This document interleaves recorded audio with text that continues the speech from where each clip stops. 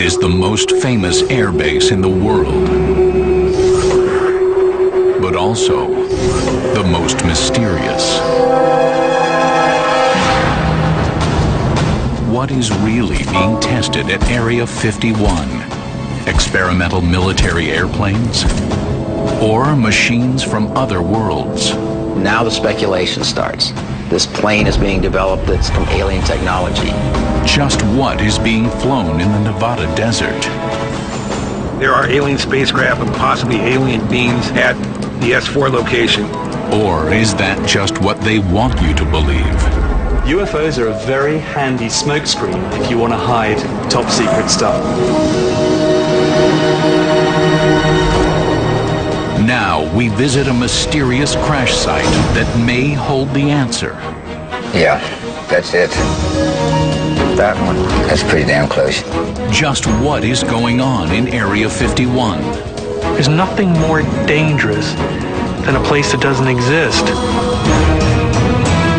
Beyond Area 51 on Unsolved History.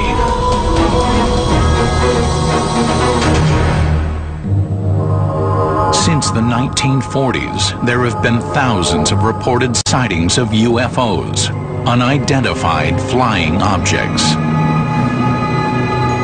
These mystifying and intriguing encounters have created a new geography of secrecy. And the center of this world is a desolate stretch of desert in Nevada called Area 51. Located approximately 100 miles northwest of Las Vegas, Area 51 is known by many names. Dreamland, Paradise Ranch, and Groom Lake.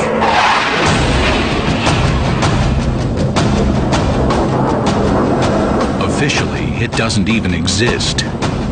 But Area 51 has become one of the most famous place names in pop culture, inspiring movies, books, and TV shows.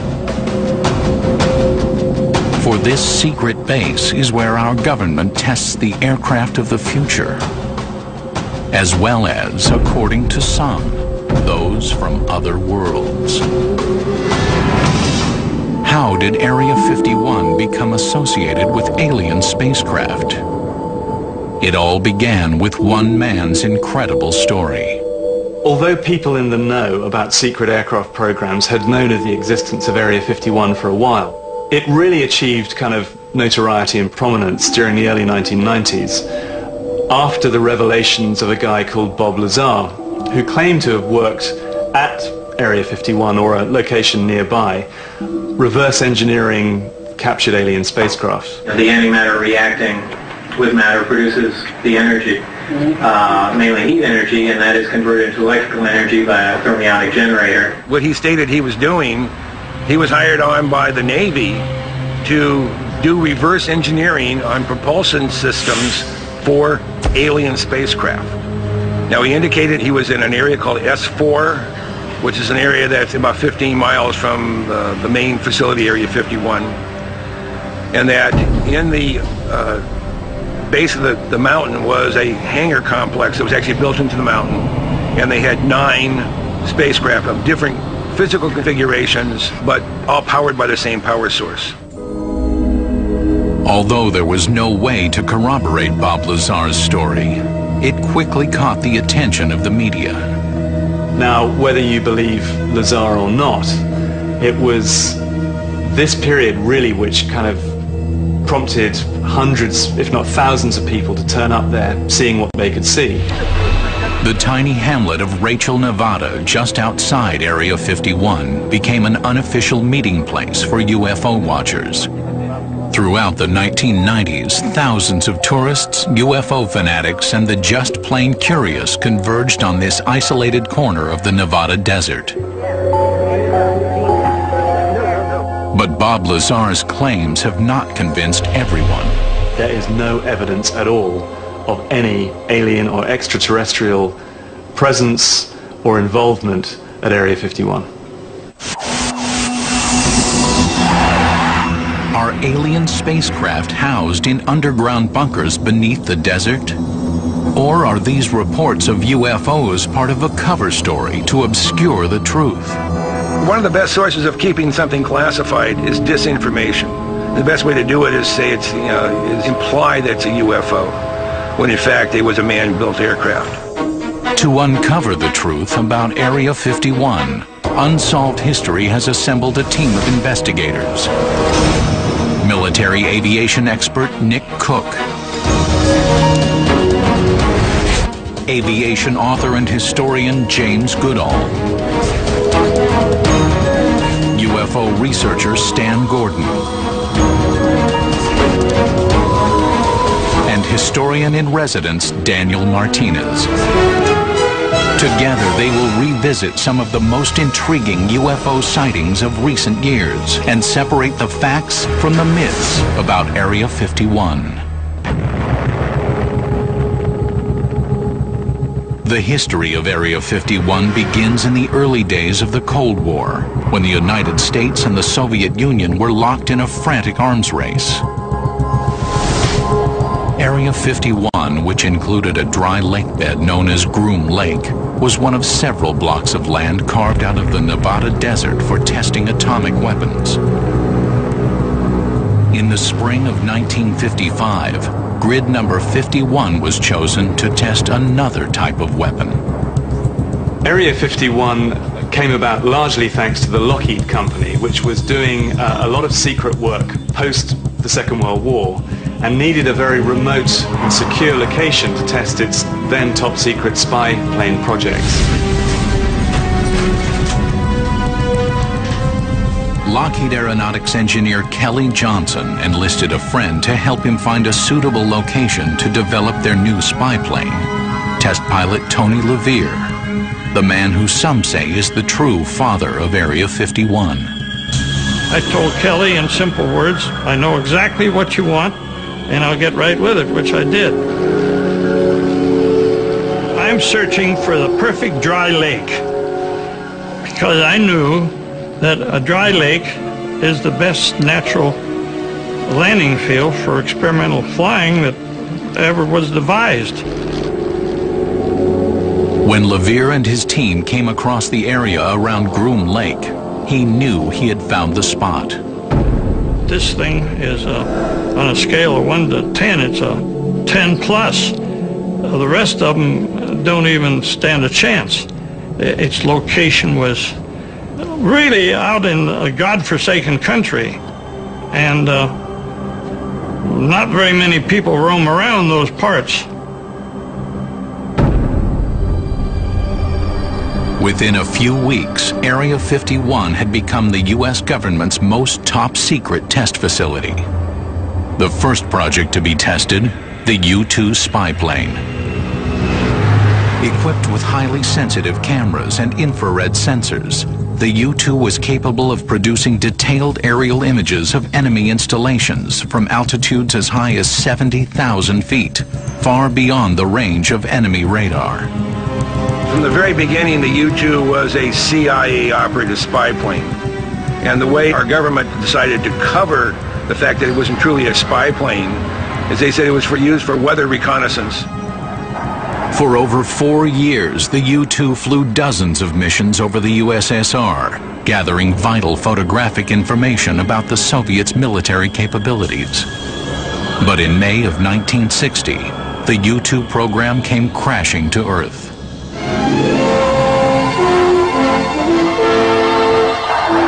Secret reconnaissance of Russia by high-flying American U-2 jets ended when one was downed deep in Soviet territory.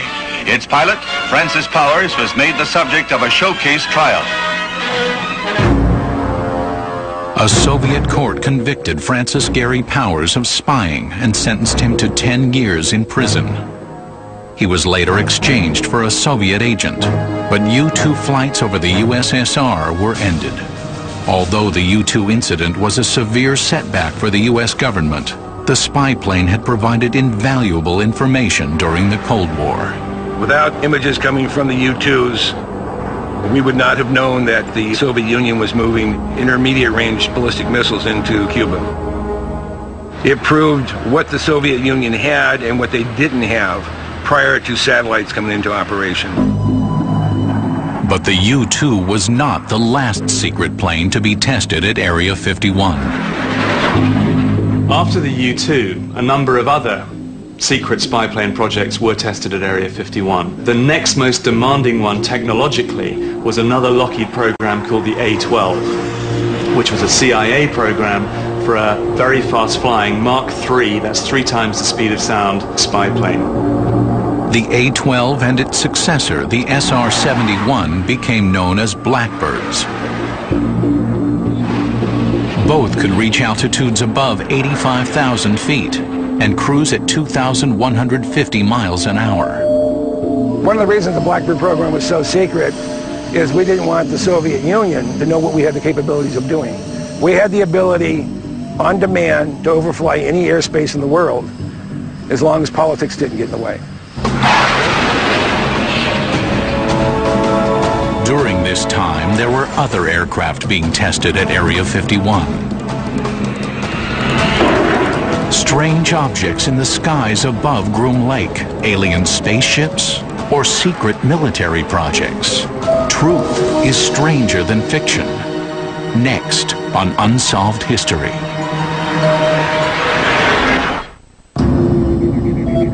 Ironically, the very secrecy that surrounds Area 51 has created a fertile breeding ground for rumors of UFOs. The reason people are fascinated with Area 51 is the simple fact that the United States government, our government, which is paid by our taxes, continues to deny the existence of Area 51. For years, amateur UFO watchers had reported sightings of strange, wedge-shaped objects cutting through the skies above Groom Lake. The mystique about Area 51 really started growing in the mid-1980s when there were a lot of spooky airplanes or spooky sightings in and around the Nevada test site.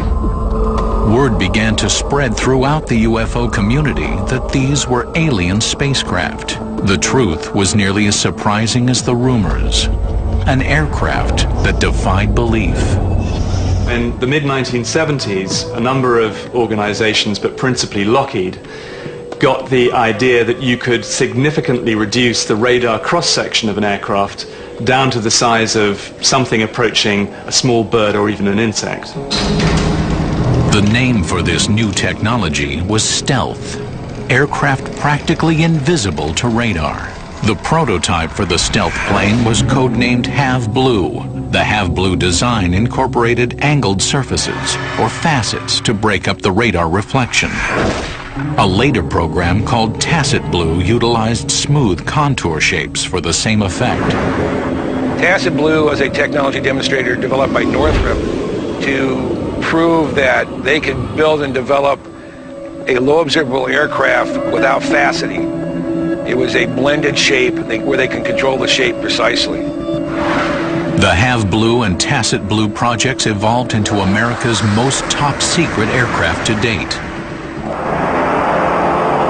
The B-2 stealth bomber and the F-117 stealth fighter. You have to bear in mind that here was an aircraft that was being tested and deployed in secret. It was vital that no one got to see it. The F-117 utilized special composite materials and faceted surfaces to absorb and deflect radar, enabling the plane to fly undetected. To a casual observer, the craft might indeed appear otherworldly. The first time I ever saw an F-117, I thought for sure the airplane was changing shape, just because of the way it's faceted and the way the light was glinting off of it. And I just, I couldn't believe what I was seeing. If an untrained person saw an F-117 for the very first time and saw it head on, it would look like a flying saucer. And the thing about it, if you can't explain what it's up there, if you look up in the sky and you see something and you can't identify it, it's an unidentified flying object. In January 1991, the F-117, developed over years of secret flights in and around Area 51, was put to the test during the First Gulf War. The B-2 and the F-117 have since become vital components of American air power. Both planes saw action during the Bosnian conflict, and again in 2003 during the invasion of Iraq. But as our military is called upon to fight a new kind of war, new weapons have been developed and tested at Area 51. Recently, we caught a glimpse of the future of warfare. Unmanned aircraft. In Afghanistan, the Air Force RQ-1 Predator, an unmanned aircraft equipped with surveillance cameras, scoured locations too dangerous for troops. Since then, the Predator has taken on an offensive role.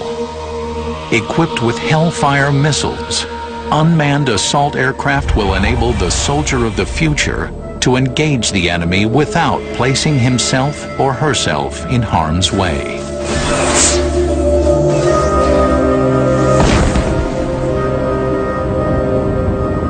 But are these planes the only types of experimental craft being developed at this remote base? For years, there have been rumors that alien spacecraft have been reverse engineered at Groom Lake. Next, we go inside Area 51 on Unsolved History.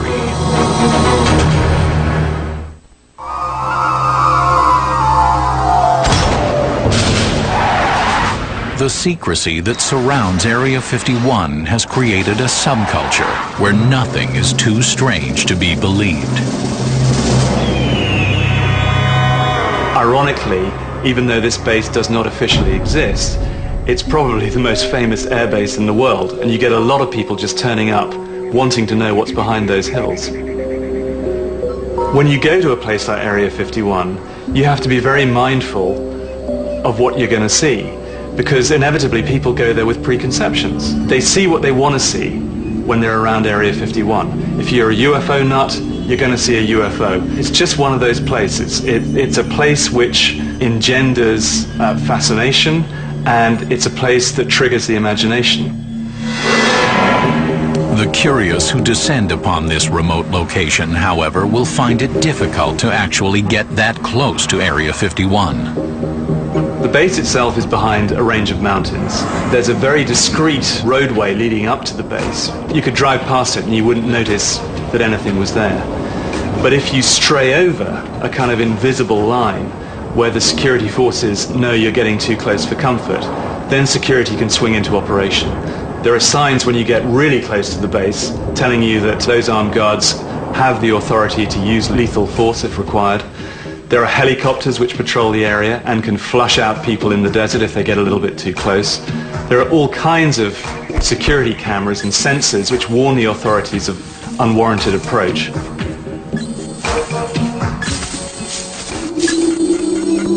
At one time, it was possible to get a look at the base by climbing the nearby mountains. But in 1995, the government withdrew access to public lands that surround the facility and declared the most popular observation points off-limits. Today, the day-to-day operations at Groom Lake are still cloaked in secrecy, though it is still a very active site. It's a facility that employs anywhere between 1,500 and 2,500 people on any given day. They had flights going out of Palmdale, out of McCarran International Airport in Las Vegas, and out of Hill Air Force Base. So you have people coming in from all directions. You have buses that go in there with workers every morning. It's a very, very busy place. Well, of course, if you work at Area 51, which is a base that does not exist, you have to be completely silent about your activities there. That's the whole point. You don't discuss these projects at all. You don't just discuss working on them, you don't discuss the existence of these programs, and that is essential. There is only so much you can see from the ground, but there is another perspective of Area 51.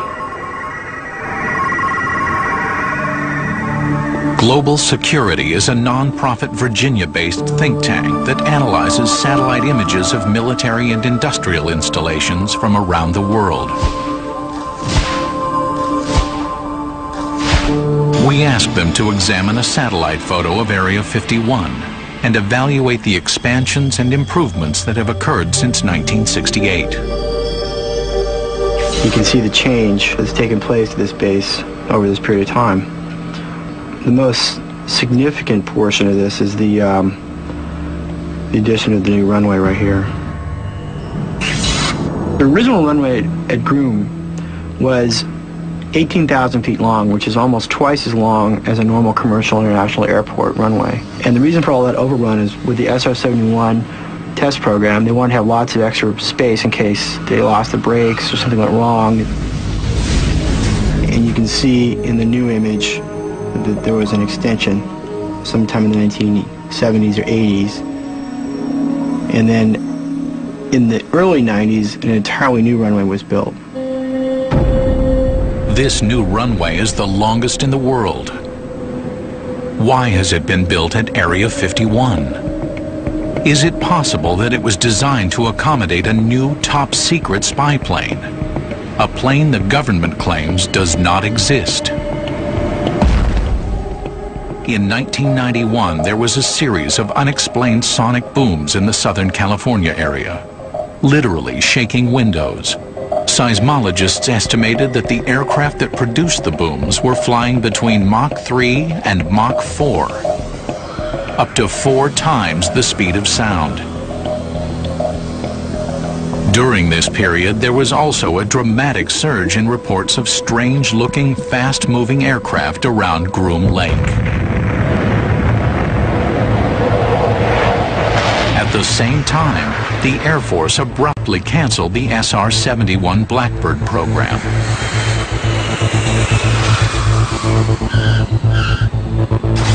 Was the SR-71 scrapped in order to make room for a more advanced replacement? Some people believe that a spy plane called Aurora replaced the SR-71. Rumors have it that this aircraft was developed in secret, was extremely high-flying, fast-flying.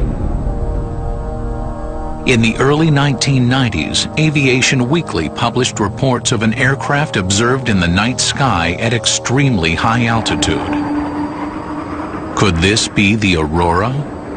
The Aurora is thought to fly as fast as 8,000 miles an hour, or about Mach 12, and an altitude is somewhere in the neighborhood of between 150 and 225,000 feet. From Area 51 to New York City on an Aurora-type aircraft would be in a matter of about 10 minutes. That's pretty fast. But to date, government officials insist that the Aurora is a myth, and that the rumors about Aurora began with a misunderstood code name for a top-secret budget account. All of a sudden, somebody sees an account called Aurora with hundreds of millions of dollars, if not $1 billion. Wow. Now the speculation starts. This plane is being developed that's from alien technology. The fact is that Aurora does not exist. There is absolutely no evidence that Aurora exists beyond some circumstantial evidence that the US Air Force needs something to replace the SR-71 Blackbird. But others insist that the Aurora is real. According to James Goodall, Lockheed's Ben Rich indicated that there was in fact such a plane. Ben Rich was the retired president of the Lockheed Skunk Works, so he was a man in the know. I also had friends at Pratt & Whitney who confirmed that there was in fact an Aurora-type aircraft had been flown along with a mother airplane, and it was designed for, one, reconnaissance, but also for verification of nuclear proliferation. We were not able to substantiate James Goodall's claims about these alleged statements. But whether it exists or not, the Aurora has enhanced the mystery and intrigue surrounding Groom Lake and Area 51. But is it possible that other secret aircraft from Area 51 may be responsible for a string of UFO sightings? When we return, strange triangular objects in the night sky. Experimental aircraft or alien spacecraft? Next on Unsolved History. Area 51 has long been associated with strange sightings in the sky. Is it possible that a secret project at Area 51 could be responsible for reports of large triangular-shaped UFOs? Beginning in 1989, thousands of witnesses in Belgium reported seeing a triangular craft with 3 bright white lights and a blinking red light in the center. A similar sighting occurred in Arizona on the night of March 13, 1997. A large V-shaped object was observed traveling on a southeasterly course over the state, passing over Phoenix at about 8:30 p.m. Although seen by hundreds of people throughout the state, only one known videotape exists of this phenomenon. It was shot by a retired pilot from the front yard of his home in Scottsdale, northeast of Phoenix. At about 8:28 that evening, I was outside with my video camera and happened to look up, right about up in there, and saw a formation of lights moving from north to south.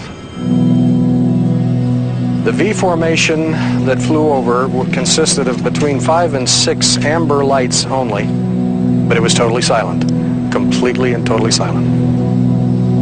Although this is the only actual videotape of the formation, other witnesses throughout Arizona reported seeing the UFO that evening.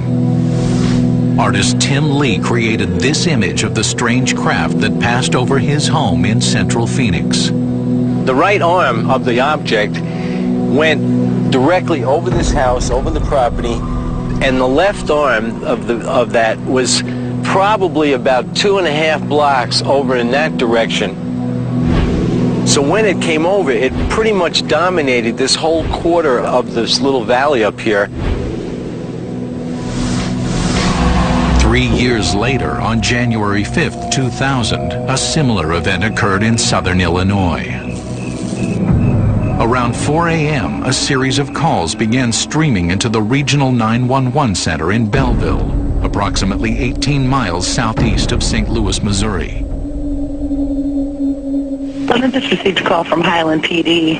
Reference to a truck driver just stopped in and said there was a flying object in the area of Lebanon. It had white lights and red blinking lights, and it was last seen southwest over Lebanon. All in all, 6 eyewitnesses, including 4 police officers, reported seeing a huge flying object. The witnesses' description of what they saw is not entirely consistent, but the predominance seems to be that they saw some sort of a triangular-shaped vehicle with really, really bright lights on it. Scott Air Force Base is located in the middle of the object's flight path. According to spokesman, however, the UFO could not have been a military aircraft from Scott. Checking with our experts who work at airfield operations in the control tower, we found that our airfield was closed during that time. Our control tower was closed, so there was no way that there could have been an aircraft operating in and out of Scott Air Force Base, and there was no military tie to this sighting. According to published reports, there was some speculation that the UFO was in fact a B-2 stealth bomber from Whiteman Air Force Base, over 200 miles away. But the B-2 bomber does not exhibit the flight characteristics described by the witnesses, such as the ability to hover. So what else could it have been? Is it possible that the object may have been a secret military aircraft, a so-called stealth blimp? There's been rumors for a long time about a stealth blimp, and Lockheed actually has a patent for a large triangular-shaped, low observable, lighter-than-air craft. So some of the craft they've seen, could in fact be one of these stealth blimps or stealth dirigibles. Some of them are really huge. Now, over Hampton, Virginia, in the 1980s, there was one they estimated was over 1,000 feet long. It was bigger than an aircraft carrier, but it made no noise.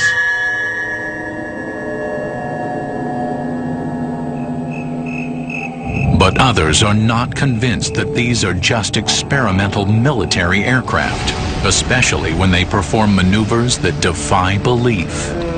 Just not enough evidence to convince me that it was tactical aircraft or something from another world. It's somewhere, it could be somewhere in between. I mean, there's just no way for me to know. The truth behind these strange flying objects remains a mystery. Whether they were optical illusions, experimental aircraft, or of an unexplained origin. When we return, a mysterious object crashes into a ravine in Pennsylvania. Could there be an Area 51 connection? Next on Unsolved History. That's it. Could a secret project at Area 51 be behind a famous UFO incident? According to newspaper accounts, on the evening of December 9th, 1965, hundreds of people in the United States and Canada reported seeing a brilliant fireball arcing across the sky. The Greensburg Tribune-Review reported that several witnesses said that the fiery object crashed into a wooded ravine in western Pennsylvania, near the hamlet of Kecksburg. Some residents, including William Bush, claimed to have seen the object that fell into the ravine. I went up there and I looked at it and I couldn't figure out what it was. It looked like an acorn to me, but yet it was a little longer. I'd say about as big as a Volkswagen, maybe a little bit longer than a Volkswagen, you know. You could get loose 2 or 3 men in it. I mean, the set maybe too comfortable. According to published accounts, military personnel cordoned off the area. Some witnesses claimed the object was taken away on a flatbed truck. Saw this flatbed truck come out of the woods with this object on it. And I could see it. It was copperish looking, had the hieroglyphics around the bottom of it, which was like a bumper shape, you know, it was rounded off. Like an acorn sitting on maybe a tower, you know, a big round tower. However, the military claimed that nothing was found in the woods that night. This was in line with the official explanation. Officially, it had now been declared that people had been mistaken. Nothing had fallen into the woods. People had seen a bright meteor in the sky, and that's how the report officially is as of today. But several witnesses claim to have seen the object, and their descriptions are remarkably consistent. What they describe basically is a large metallic acorn-shaped object that is approximately 10 to 12 feet or more in length and about 8 to 10 feet or so in diameter, semi-buried in the ground. Could this strange object, allegedly seen by dozens of people, have been a downed spacecraft? One of the most common explanations for the Kecksburg event has been the theory that it was Cosmos 96, which was a Russian spacecraft that was designed to land on the planet Venus. And during its mission, there was a problem and it re-entered the Earth's atmosphere. The Cosmos 96 lander, however, fell to Earth more than 12 hours before the Kecksburg object. Cosmos 96 re-entered the Earth's atmosphere at about 3:18 a.m. that same date in Canada. Now, the event in Kecksburg happened about 4:47 in the afternoon. So, that being the case, we have to wonder more and more what exactly it was that may have fallen. Some have theorized that object might have been the engine or nacelle from an A-12 or SR-71 Blackbird, which had disintegrated during a test flight. The Unsolved History team decided to perform an experiment. First, we asked graphic designer Patrick Martin to prepare some renditions of various types of space debris, as if they had crashed into the ravine.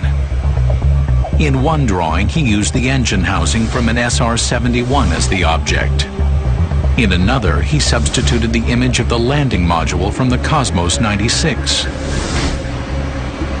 Then, historian-in-residence Daniel Martinez showed the artist's renditions to some of the Kecksburg eyewitnesses. So I'm going to just give you these.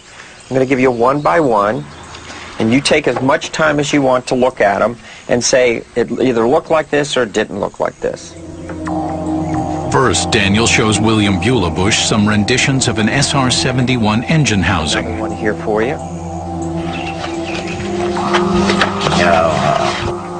Nope. Here's another.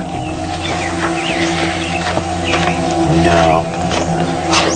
Then he shows him the rendition of an SR-71 engine itself. This is pretty close here. This didn't have the writing on the back. Okay. No, this A little similar, but not exact. Yeah, it's not in a point like, you know. Now this here's a little bit closer. Oh yeah. Next, Daniel showed the artist's renditions to witness Jerry Betters. I'm going to lay these artist impressions in front of you. I want you to look at them as long as you like and tell me what you see. No. Okay. Another one for you here. Closer. Closer? Okay, we'll put that in the closer pile. Here's another. Yeah. Yeah. That one. Okay, that's in the... That's it. If it was upright, that would be it. It's pretty damn close, you know. Our eyewitness picked the Soviet space capsule as being the best match for the object he saw on the back of the flatbed truck in 1965. This would seem to eliminate the likelihood that the Kecksburg object was the engine from a Blackbird. Have a part off a Blackbird to have crashed in Pennsylvania, I'd have to say no. There's no way it could happen. But after looking at the illustrations, is it part of a satellite? Is it a part of an extraterrestrial object? Very possible. But if it was a Soviet spacecraft, where would it have been taken? If some foreign aircraft, let's say a Soviet aircraft, had flown into the United States and landed normally there, then it would be taken to a place like Area 51 for analysis and test, because being a remote location, it would be an ideal place to test that aircraft. 4 decades have passed, and the local residents still debate what, if anything, fell near Kecksburg that day. Now, of course, as a researcher, I'm continuing to look into the possibility that it could be other man-made projects that we don't have any knowledge of at this point. But we cannot eliminate the possibility that this object could be of extraterrestrial origin. We may never know the truth about the Kecksburg UFO, whether it was indeed a meteorite, a Soviet space probe, an SR-71 engine, an experimental military airplane, or, unlikely as it may seem, an alien spacecraft. Next on Unsolved History, the truth about alien UFOs at Groom Lake, and what the future holds for Area 51.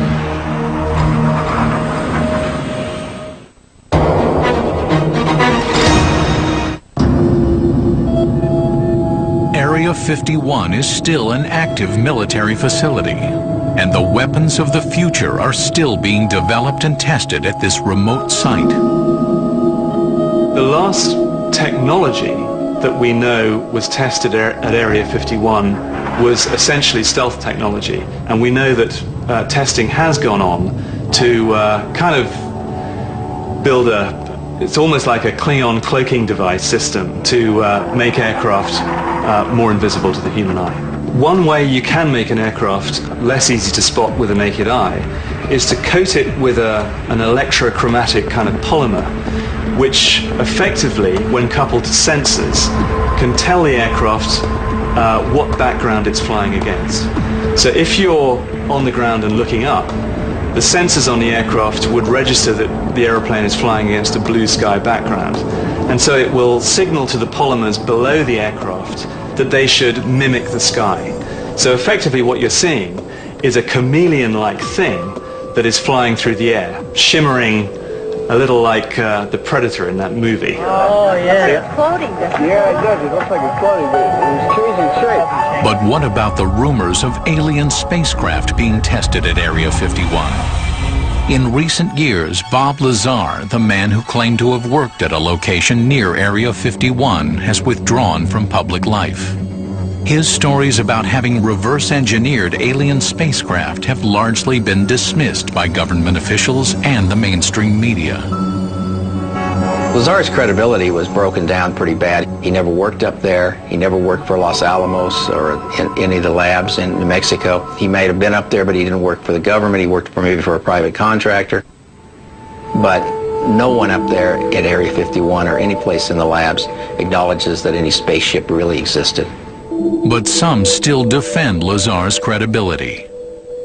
The question is, are there alien craft or alien beings at Area 51? The answer to that is no. But if you believe Bob Lazar, which I do, then there are alien spacecraft and possibly alien beings at the S4 location, which is the southwest corner of the Papoose Range.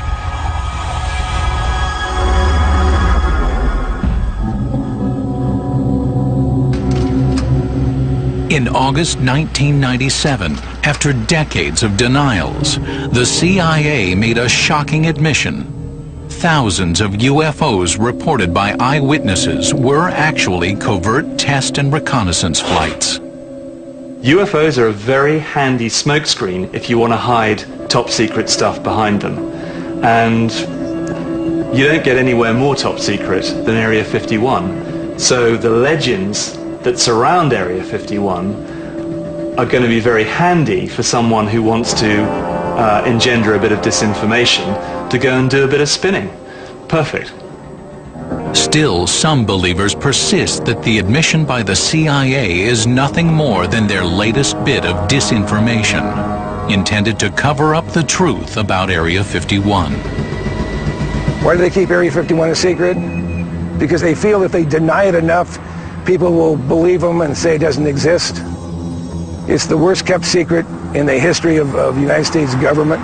And until they open the facility up to the media, the mystique will still stay there and people will still be wondering what's really at Area 51. Even now, the secrecy that surrounds Area 51 makes it difficult to separate fact from fiction. Well, the reasons why the government keeps Area 51 secret is something of a mystery to somebody like me. I suppose from their perspective you could say that so much secret stuff has been going on there for so long, it's very difficult for them to come out and say, we were lying, there is a base there, it's been there for ages, and by the way, there's an awful lot of secret technology stuff going on there too. Once you start to unravel that onion, who knows how many layers further you have to go. So I think it's kind of convenient to them just to keep quiet about it and downplay its existence.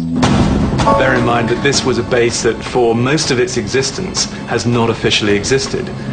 But it is the most famous or infamous, and because of the investment that the Air Force and other agencies have there, I suspect it will be in business for a very long time. For now, Area 51 remains a place shrouded in mystery, a place where reality is incredible and the incredible is real. A place where legends and myths are born.